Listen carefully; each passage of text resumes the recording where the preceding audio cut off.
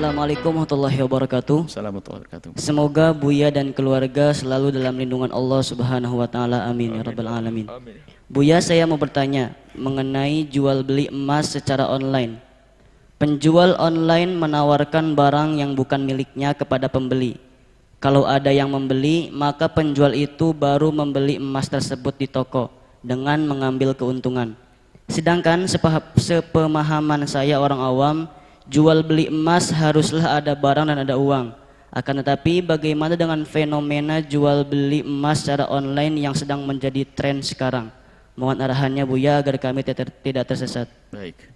Pemahaman Anda sebagai seorang awam yang benar.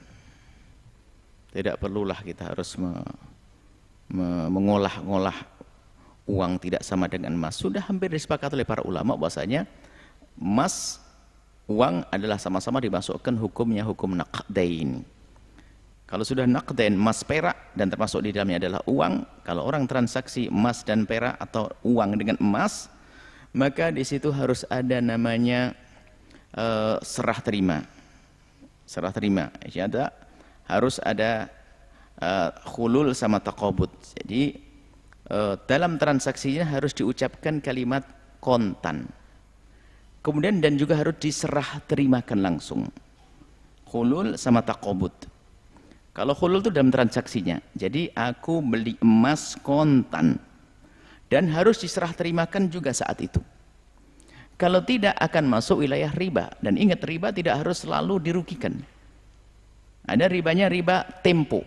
Ada ribanya riba fadl, ada riba yat. Riba yat itu adalah di saat saya membeli emas, saya bawa dulu emasnya, bayarnya nanti. Yat karena tidak yad dan biyadin.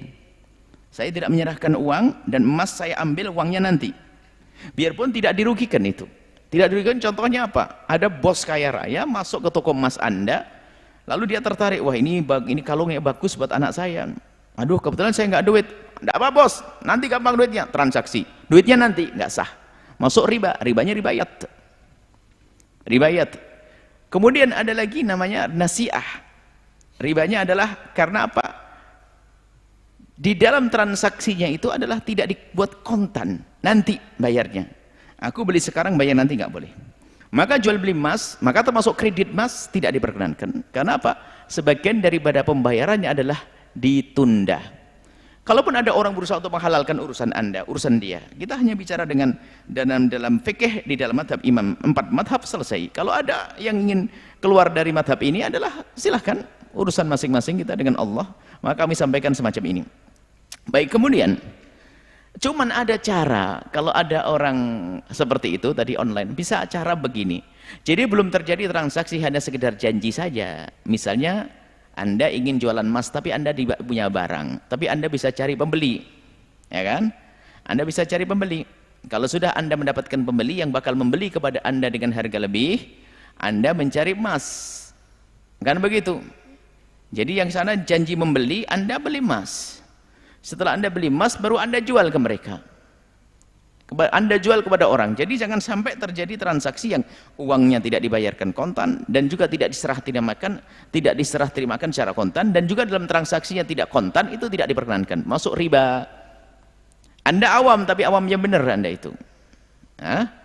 Kemudian hal-hal termasuk kredit emas dan sebagainya.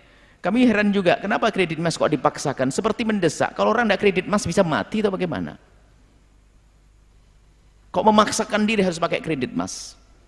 Saya mendukung bank syariah. Akan tapi di saat bank syariah tiba-tiba malah mengirim selebaran kepada kami tentang kredit emas, saya heran. Jangan. Kami akan dukung bank syariah, tapi tolong hal-hal semacam ini jangan dilakukan.